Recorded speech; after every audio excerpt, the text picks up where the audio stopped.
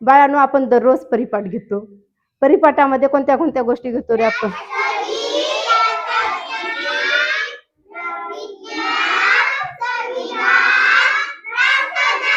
पैकी आज आपल्याला प्रार्थना आणि प्रतिज्ञा हे शब्द कसे लिहितात ते पाहायचे. इकडे पहा बाळांनो.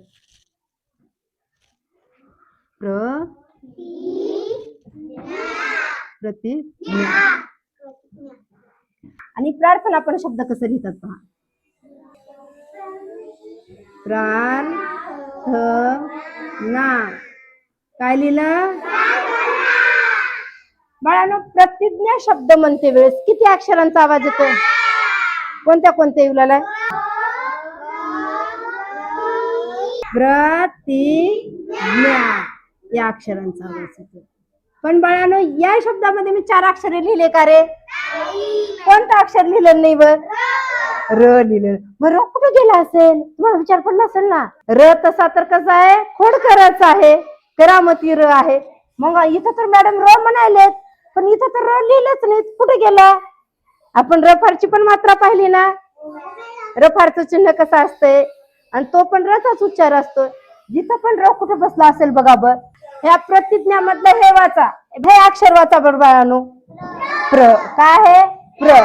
प्र मध्ये किती अक्षरांचा आवाज निघाल्यासारखं? प आणि र चा आवाज निघाल्यासारखं. पण इथं र लिहिलंय का बाळांनो?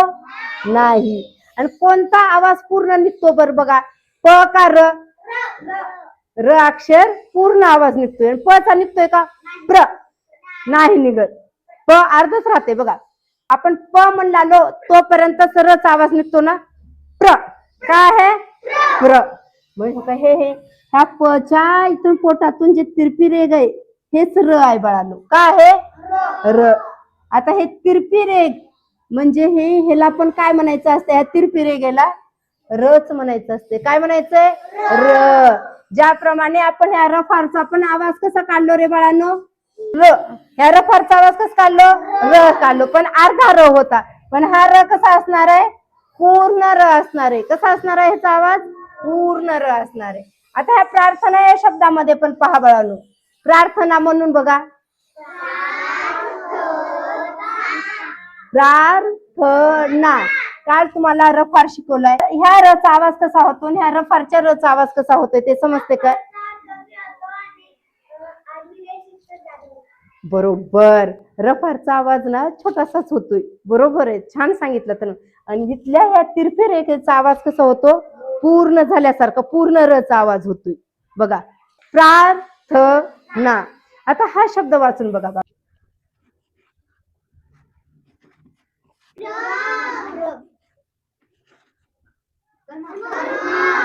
दोन्ही शब्द म्हणून पहा.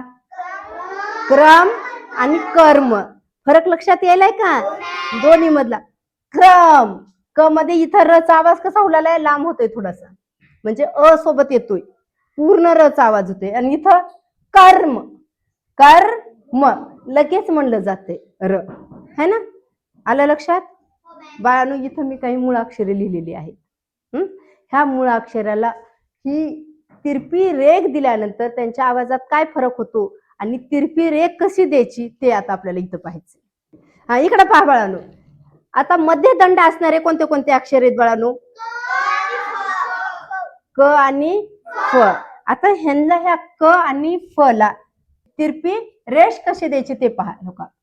आता मध्ये दंड आहे ना ह्या क चा, तिरपी रेष बरोबर त्याच्या पोटातूनच द्यायचे. आणखी कोणतं अक्षर आहे मध्ये दंड असलेलं?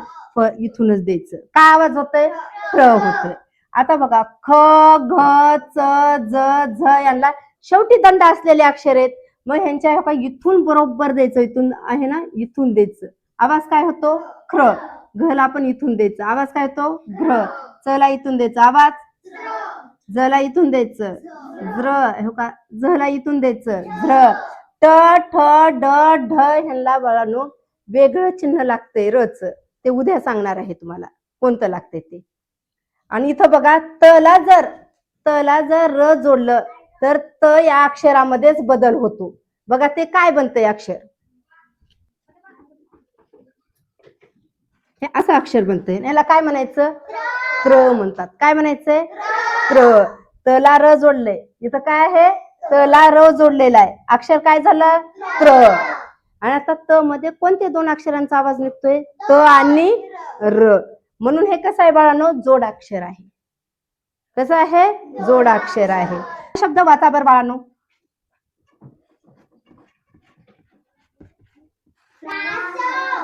काय आहे,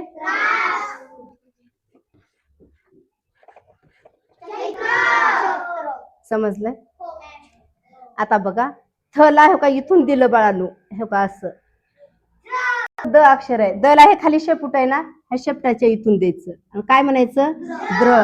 ध ला इथून द्यायचं, काय होईल, न ला इथून दिलं, प ला पण इथून द्यायचं, ब ला म च बघा म च्या बरोबर इथून द्यायचे आपल्याला. ये ला र दिलेला असा एक सुद्धा शब्द नाही बाळांनो. र ला तर आपल्याला देता येईल का, नाही. ल ला सुद्धा अशी तिरपी रेख देऊन किंवा तिरपी रेष देऊन असा एक पण शब्द नाहीये. व ला आपण इथून देऊ शकतो का, व्र. श ला बघा स्वतंत्र दंड आहे, स्वतंत्र दंड असते तेव्हा कशी तिरपी रेष द्यायची ते बघा. आता इथं ग आहे, ग च्या इथून द्यायचे आपल्याला, काय होईल आवाज. आता न ला सुद्धा स्वतंत्र दंड आहे ना, इथून द्यायचे, पण श ला आपल्याला इथून देता येणार नाही बाळांनो. श जेव्हा अर्ध अक्षर म्हणून लिहिलं जाते तेव्हा लिहिण्याची पद्धत वेगळी आहे. पुस्तकामध्ये बघा अशा पद्धतीने लिहिलेलं असते बघा, असं. कसं आहे, असं लिहिलेलं असतंय. असं जे अर्ध श असते त्यालाच ही र ची रेष दिली जाते. आवाज काय होतोय, स्र. काय होतोय, स्र. आता हा शब्द वाचा बाळांनो.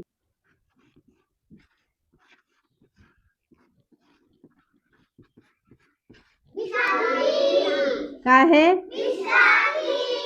आणि हा एक शब्द वाचा,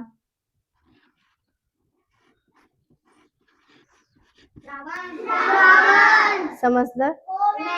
म्हणजे श्र दोन अक्षरापासून बनलेला आहे, कोणत्या कोणत्या, श आणि र, म्हणून हे काय रे, जोडाक्षर आहे. इथं पहा बाळांनो. आता श, श ला जर आपण इथं तिरकी रेष दिली तर आवाज काय होतो, श्र.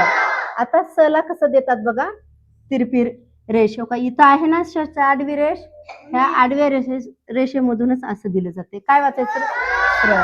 ह ला सुद्धा तिरपी रेष दिलेला एक सुद्धा शब्द नाही, ळ ला सुद्धा नाही, क्ष ला नाही, ज्ञ ला नाही, पण देण्याची काय अशी पद्धत असावी, असं यांच्या ह्याच्यातून. आता ह्या स आहे, स ला तिरपी रेष कशी द्यायची समजते. आता बघा इस्रो शब्द आपण परिपाठामध्ये मागे पाहिलो बघा, इस्रो शब्द कसा लिहायचा बघा, कसा लिहितात बघा, इथं लिहून दाखवते तुम्हाला. इ स रो द्यायचे आपल्याला, काही तर इथं येणार आपल्याला र च तिरपी रेष येणार आणि ही ओ ची मात्रा. काय झाला हा शब्द, वाचन कसं होणार, इस्रो. समजलं.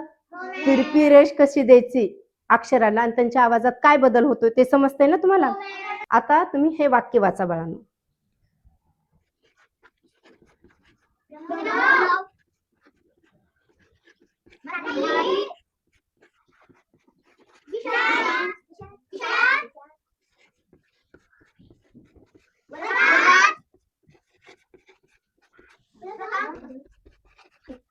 एकच म्हणा, प्रणव मराठी विषयात. मग आपण तिरपी रेष कोणत्या कोणत्या अक्षराला दिलो, प आणि प लाच दिलो. आवाज काय झाला, प्र. इथं रफार पण आलाय ना, प आलाय. रफार कसा द्यायचा, रफार कुठे येते, अक्षरांच्या डोक्यावर, आणि तिरपी रेष कुठे येते रे, अक्षरांच्या पायात, म्हणजे त्या पोटाच्या भागी आल्यासारखं, मध्यभागी हो का दिसते, खालच्या भागाला पायाला येते.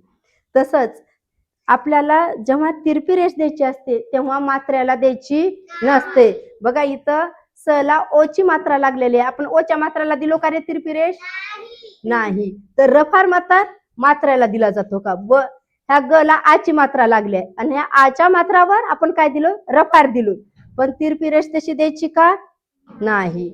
समजलं बाळांनो.